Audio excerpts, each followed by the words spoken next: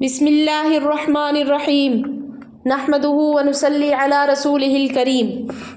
رب اشرح لی صدری ویسر لی امری واحلل عقدۃ من لسانی یفقہوا قولی رب زدنی علما۔ ان آیات میں مسلمان یہودیوں کو مومن بنانے کی جو کوشش کر رہے تھے اور اس میں کلفت اٹھاتے تھے، تو یہود کے حالات و واقعات بتا اور سنا کر مسلمانوں کی امید کا انقطاع کر کے ان کی کلفت اس آیت کے ذریعہ اللہ تعالیٰ دور فرماتے ہیں۔ اعوذ باللہ من الشیطان الرجیم، بسم اللہ الرحمن الرحیم۔ افتطمعون ان یؤمنوا، کیا آپ اے مسلمانوں امید رکھتے ہو ان یؤمنوا لکم، کہ وہ مانیں گے تمہاری بات، وقد کان فریق منہم، تحقیق کہ ان میں جو ایک فرقہ تھا، یسمعون وہ سنتا تھا کلام اللہ، اللہ کا کلام، ثم یحرفونہ پھر وہ بدل ڈالتے تھے اس کو، من بعد ما عقلوہ اس کو سمجھنے کے بعد، وہم یعلمون اور وہ اس بات کو جانتے تھے، یعنی وہ جانتے تھے کہ جو وہ بدل رہے ہیں تو یہ غلط کر رہے ہیں۔ تو یہاں کلام اللہ سے مراد یا تو توریت ہے، یا کلام اللہ سے مراد وہ کلام ہے جو ان 70 آدمیوں نے بطور تصدیق موسیٰ علیہ السلام کوہ طور پر سنا تھا۔ اور یہاں جو یسمعون فرمایا تو اس سما سے مراد بواسطہ انبیاء علیہ السلام کی ہے، یا سما سے مراد بلا واسطہ ہے، اور تحریف سے مراد یا تو اس کے بعض کلمات یا تفاسیر یا دونوں بدل ڈالنا ہے، یا یہ کہ جب وہ کوہ طور سے واپس آ کر بات بدل کر دوسرے لوگوں کو کہنے لگے کہ اس میں اللہ تعالیٰ نے یہ بھی فرمایا تھا کہ جو آپ سے ہو سکا، جتنا عمل ہو سکا کرنا، جو حکم تم سے ادا نہ ہو سکے وہ معاف ہے۔ وَإِذَا لَقُوا الَّذِينَ آمَنُوا قَالُوا آمَنَّا، اور جب وہ ملتے مسلمانوں سے تو کہتے ہم ایمان والے ہیں، ہم مسلمان ہیں۔ وَإِذَا خَلَا بَعْضُهُمْ إِلَى بَعْضٍ، اور جب وہ تنہا ہوتے ہیں ایک دوسرے کے پاس، قالوا تو کہتے ہیں أَتُحَدِّثُونَهُمْ بِمَا فَتَحَ اللَّهُ عَلَيْكُمْ، تم کیوں کہہ دیتے ہو ان سے، فتح اللہ جو ظاہر کیا اللہ نے، علیکم تم پر، لیحاجوکم بہ عند ربکم تاکہ جھٹلائیں تم کو اس سے تمہارے رب کے آگے، عند ربکم تمہارے رب کے آگے، افلا تعقلون کیا تم نہیں سمجھتے۔ یہاں پہ جب منافقین یہود جو تھے وہ مسلمانوں سے کہتے کہ ہم ایمان لے آئے ہیں، اور جب تنہائی میں جاتے ہیں یہ منافق یہودی جو دوسرے بعض علانیہ یہودیوں کے پاس جاتے تو دوسرے یہودی تھے، یہ ان سے کہتے کہ تم یہ کیا غضب کرتے ہو کہ مسلمانوں کو خوشامد میں وہ باتیں بتلا دیتے ہو جو ان کے مفید مذہب اللہ تعالیٰ نے توریت میں تم پر منکشف کر دی ہیں، مگر ہم تو اس کو پوشیدہ رکھتے ہیں۔ تو نتیجہ یہ ہوگا کہ یہ لوگ تم کو حجت میں مغلوب کر دیں گے کہ دیکھو یہ مضمون اللہ کے پاس سے تمہاری کتاب میں آیا ہے، کیا تم اتنی موٹی سی بات نہیں سمجھتے۔ تو منافقین کبھی ایک آدھ بات خوشامد میں اپنے ایمان کی سچائی جتلانے کے لیے مسلمانوں سے کہہ دیتے تھے کہ تورات میں رسول اللہ صلی اللہ علیہ وسلم کے متعلق بشارت آئی ہے، یا قرآن مجید کے متعلق خبر آئی ہے، وغیرہ وغیرہ، تو اس پر دوسرے لوگ ان کو ملامت کرتے تھے۔ اللہ تعالیٰ فرماتے ہیں اولا یعلمون ان اللہ، کیا نہیں جانتے وہ کہ ان اللہ کہ اللہ تعالیٰ یعلم جانتا ہے، ما یسرون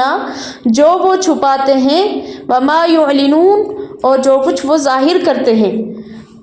ومنہم امیون لا یعلمون الکتاب اور بعض ان میں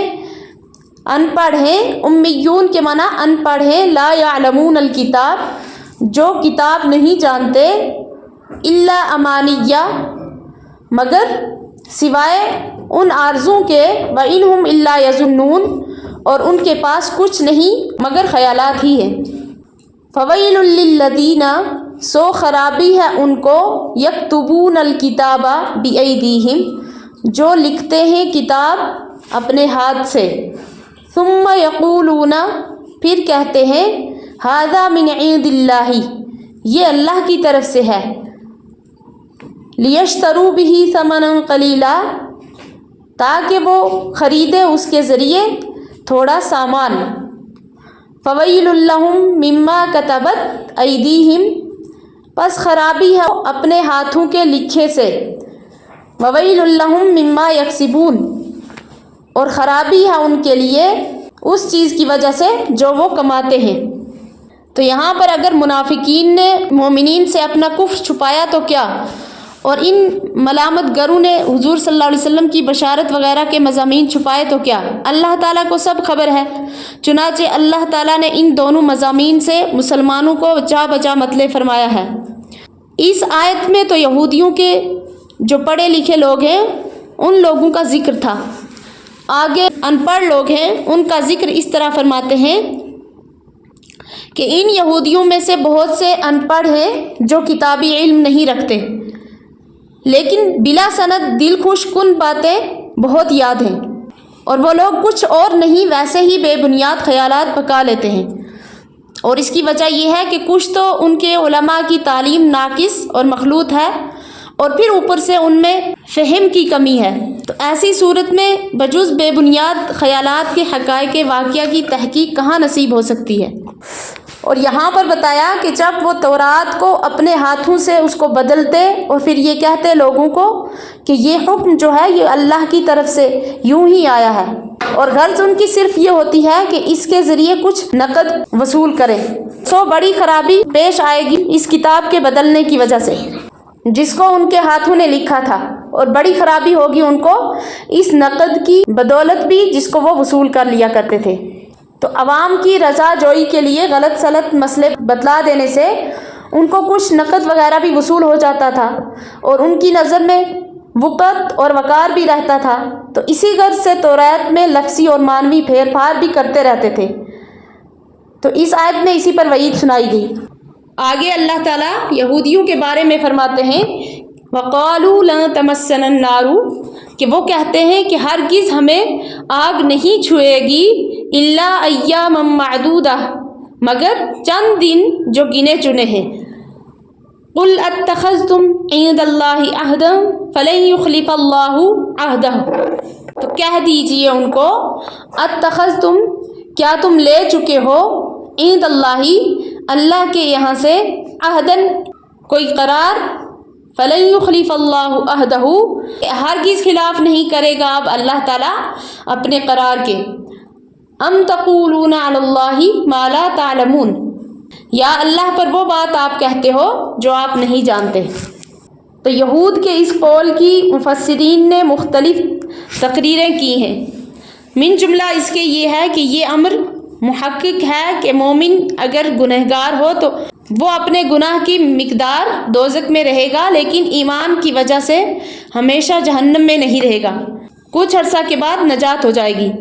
تو بس یہود کے دعوے کا حاصل یہ تھا کہ چونکہ ان کے دین موسوی منسوخ نہیں ہے تو لہٰذا وہ مومن ہیں، وہ جو حضور صلی اللہ علیہ وسلم اور عیسیٰ علیہ السلام کی نبوت کے منکر تھے تو اس سے وہ سمجھتے تھے کہ وہ کافر نہیں ہیں۔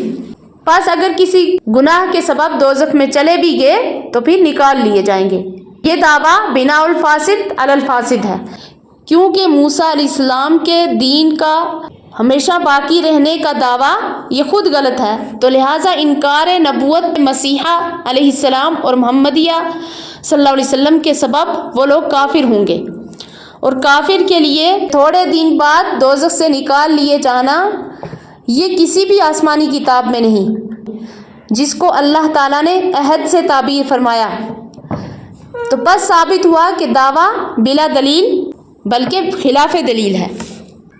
بلا من کسب سیئۃ واحاطت بہ، کیوں نہیں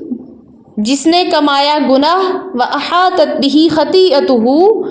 اور گھیر لیا اس کو اس کے گناہ نے، فاولئک اصحاب النار، تو پس وہی ہیں دوزخ والے، ہم فیہا خالدون، وہ اس میں ہمیشہ رہیں گے۔ والذین آمنوا وعملوا الصالحات، وہ جو ایمان لائے اور جنہوں نے نیک عمل کیے، اولئک اصحاب الجنہ، تو یہی ہے جنت کے رہنے والے، ہم فیہا خالدون، تو وہ اس میں ہمیشہ رہیں گے۔ تو یہاں اللہ تعالیٰ فرماتے ہیں کہ جو آپ کہتے ہو کہ ہم تھوڑے دن دوزخ میں رہیں گے تو بعد میں نکال لیے جائیں گے، تو ایسا نہیں ہوگا۔ بلا من کسبا، کیوں نہیں لگے گی، بلکہ ہمیشہ ہمیش تک اس میں رہنا ضرور ہے،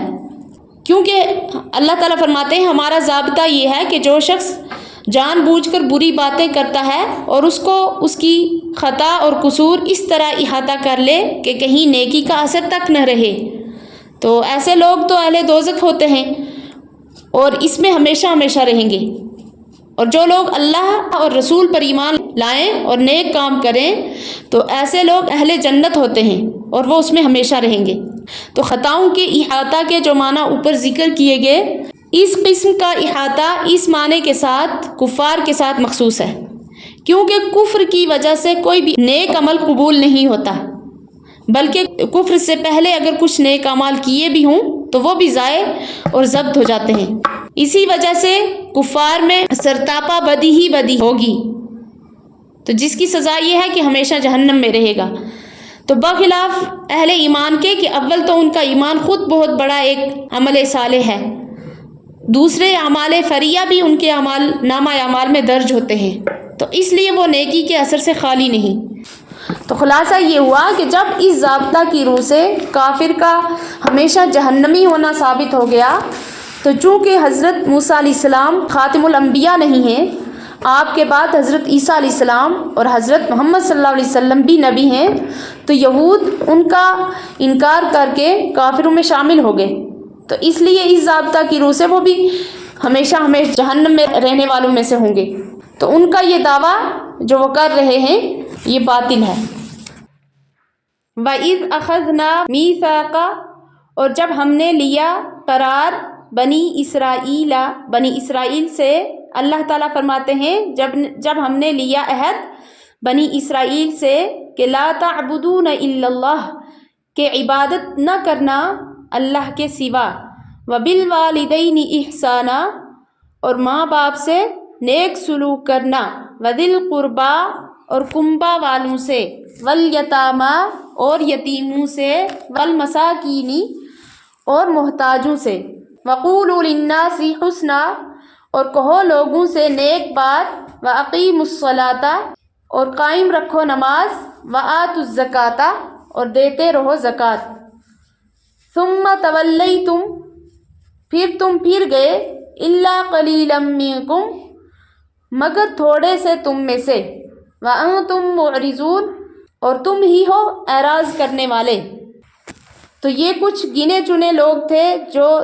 توریت کے پورے پابند تھے، توریت کے منسوخ ہونے سے پہلے، موسیٰ علیہ السلام کی شریعت سے پہلے کے پابند رہے، اور جب توریت منسوخ ہو گئی تو شریعت محمدیہ صلی اللہ علیہ وسلم کے بھی اتباع کرنے والے ہو گئے۔ تو اس آیت سے یہ معلوم ہوا کہ یہ احکام اسلام اور پہلی شریعتوں میں مشترک ہیں، یعنی جن میں توحید اور والدین اور رشتہ داروں اور یتیموں اور مسکینوں کی خدمت اور تمام انسانوں کے ساتھ نرمی کے ساتھ بات کرنا اور اچھے اخلاق کے ساتھ اور نماز اور زکوٰۃ ادا کرنا، یہ سب ان شریعت کے اندر بھی داخل ہے۔ تو قولوا للناس حسنا سے مراد کہ لوگوں سے